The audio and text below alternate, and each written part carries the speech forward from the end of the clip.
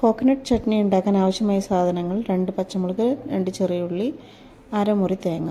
ഞാൻ കൊത്തി അരിഞ്ഞ് വെച്ചിരിക്കുകയാണ്.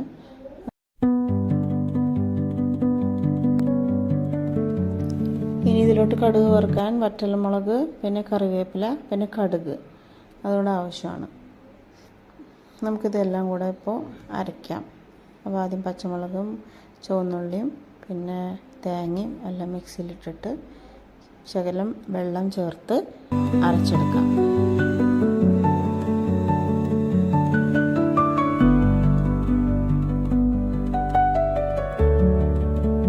ഇത് അരച്ച് കഴിഞ്ഞു. നല്ല മഷി പോലെ അരച്ചിട്ടുണ്ട്. ഇനി നമുക്ക് ഇതിനകത്തോട്ട് ഉപ്പ് ചേർക്കാം. ഉപ്പ് ആവശ്യത്തിന്, ഒരാളുടെ ആവശ്യത്തിന് ഉപ്പ് ചേർക്കാം. അപ്പോൾ ഞാൻ ഉപ്പിട്ടു. ഇനി ഇതെല്ലാം കൂട്ടി ഇളക്കി ഇനി നമുക്കത് കടുക് കാച്ചണ്ടേ, അത് കടുക് കാച്ചാം.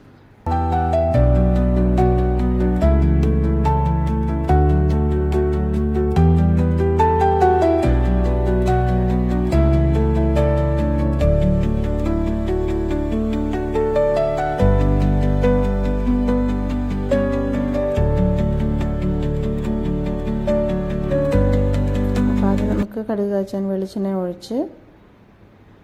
വെളിച്ചെണ്ണ ചൂടായി വരുമ്പോൾ നമുക്കതിലോട്ട് കടുകിടണം.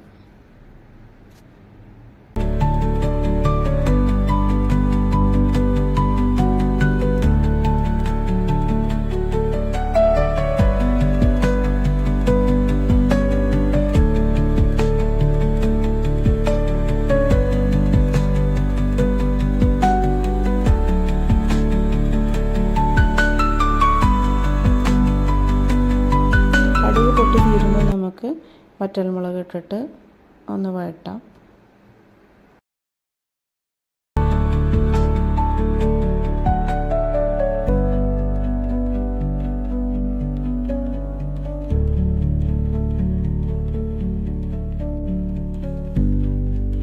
വറ്റൽമുളക് വഴണ്ട് കഴിഞ്ഞ് കഴിഞ്ഞാൽ കറിവേപ്പില ഇടാം.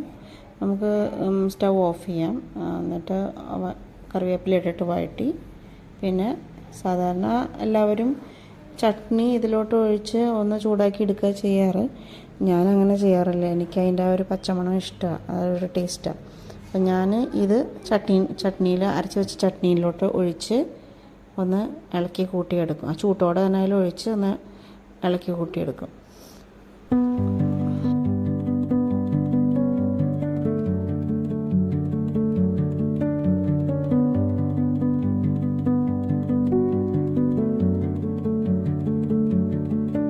ഇങ്ങനെ ചട്നി ഉണ്ടാക്കുന്നതാണ് എനിക്കിഷ്ടം. ഇതൊരു പ്രത്യേക ടേസ്റ്റാണ്. എല്ലാവരും ട്രൈ ചെയ്ത് നോക്ക്. ചട്നി അതിലോട്ട് ഒഴിക്കാണ്ട് നമ്മൾ കാച്ചിയിട്ട് ചട്നിയിലോട്ട് ഒഴിച്ച് ഇളക്കി കൂട്ടാം. അതിൻ്റെ ഒരു ടേസ്റ്റ് ഒന്ന് വേറെയാണ്. നമുക്ക് ദോശ ഉണ്ടാക്കാം. ഞാൻ ഇന്നലെ ദോശയ്ക്ക് അരച്ച് വെച്ചതാണ്. നന്നായി വീർത്ത് പൊങ്ങിയിട്ടുണ്ട്. അത് കണ്ടാൽ തന്നെ മനസ്സിലാവും, നന്നായി വീർത്തിട്ടുണ്ട്. അപ്പോൾ നമുക്കിനി ദോശ ഉണ്ടാക്കാം.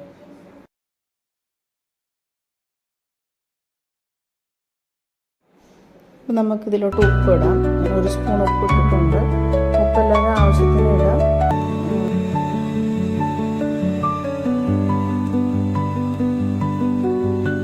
ഇന്നലെ രാത്രി അരച്ച് വെച്ചതാണ്. ഏകദേശം ഒരു 8 മണിക്കൂർ അരച്ച് വെക്കണം. ഇങ്ങനെ ഒരു ഗ്ലാസ്സിൽ ഞാൻ 2 ഗ്ലാസ് ഇഡ്ഡലി അരി അല്ലെങ്കിൽ 2 ഗ്ലാസ് ഇഡ്ഡലി അരി അല്ലെങ്കിൽ പച്ചരി എടുക്കാം. 1 ഗ്ലാസ് ഇതേ ഗ്ലാസ്സിൽ തന്നെ 1 ഗ്ലാസ് ഉഴുന്നും പിന്നെ ഉലുവ 1 സ്പൂൺ ഉലുവ ഇട്ടാൽ മതിയാവും. എന്നിങ്ങനെ 3 മണിക്കൂർ ഞാൻ കുതിരാൻ വെച്ചിട്ട് പിന്നെ അരച്ച് വെച്ചു. അരയ്ക്കണ സമയത്ത് 1 തവി ചോറും കൂടെ ചേർത്തിട്ടുണ്ടായിരുന്നു. അപ്പോൾ 8 മണിക്കൂർ റെസ്റ്റ് ചെയ്യാൻ വെച്ച് കഴിഞ്ഞിട്ട് പിന്നെ രാവിലെ ആകുമ്പോൾ നന്നായി വീർത്തിട്ടുണ്ടോ ഇതേമാതിരി. ഇഡ്ഡലിക്കാണെങ്കിൽ ഈ പരുവം മതി. പക്ഷെ ഞാനിപ്പോൾ ദോശ ഉണ്ടാക്കാൻ പോകുന്നതുകൊണ്ട് നമുക്ക് അതിൽ ഇച്ചിരി വെള്ളം ഒഴിച്ച് ദോശയുടെ പരുവത്തിന് അത് ഈ മാവൊന്ന് ലൂസാക്കി എടുക്കണം. അപ്പോൾ ഞാൻ വെള്ളം ഒഴിച്ചിട്ടുണ്ട്. 1/2 കപ്പ് വെള്ളം ഒഴിച്ചിട്ടുണ്ട്. നന്നായി കൂട്ടി ഇളക്കിയിട്ട് പിന്നെ നമുക്ക് ദോശ ഉണ്ടാക്കാൻ തുടങ്ങാം.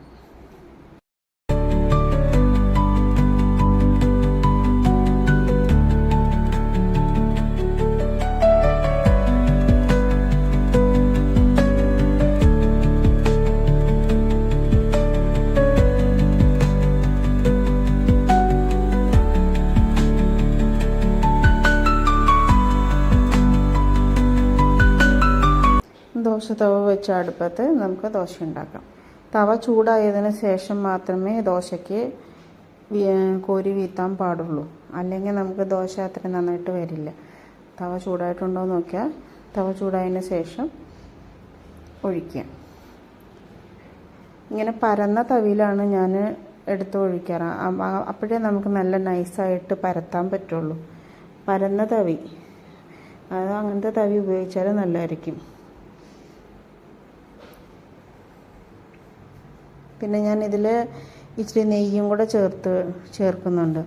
നെയ്യ് ചേർക്കുമ്പോൾ ഇവിടെ എല്ലാ പിള്ളേർക്കൊക്കെ കൊടുക്കുന്നതുകൊണ്ട് നെയ്യ് ചേർത്തിട്ടാണ് ഞാൻ ഉണ്ടാക്കുക. അല്ലെങ്കിൽ നമുക്ക് സാധാ വെളിച്ചെണ്ണ ഒഴിക്കാം, അല്ലെങ്കിൽ വെജിറ്റബിൾ ഓയിൽ എന്ത് വേണമെങ്കിലും ഒഴിക്കാം. അപ്പോൾ ഒരു ക്രിസ്പിനെസ് വരും. നെയ്യ് ചേർക്കുന്നതായിരിക്കും ഉത്തമം. നെയ്യ് ചേർത്താൽ ഒരു നല്ല സ്വാദായിരിക്കും ദോശയ്ക്ക്.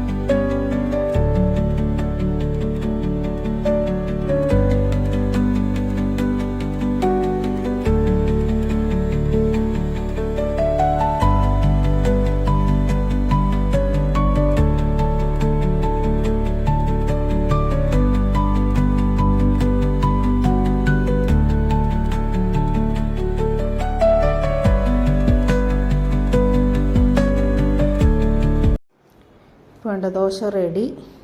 ഇനി നമുക്കത് സെർവ് ചെയ്യാം. ചട്നിയോടൊപ്പം ഈ ദോശ കഴിക്കാൻ എന്ത് ടേസ്റ്റാണെന്നറിയോ. അപ്പോൾ എല്ലാവരും ട്രൈ ചെയ്യണം. അപ്പോൾ ഫീഡ്ബാക്ക് എനിക്ക് കമൻറ്റിലൂടെ അറിയിക്കണം. Thank you.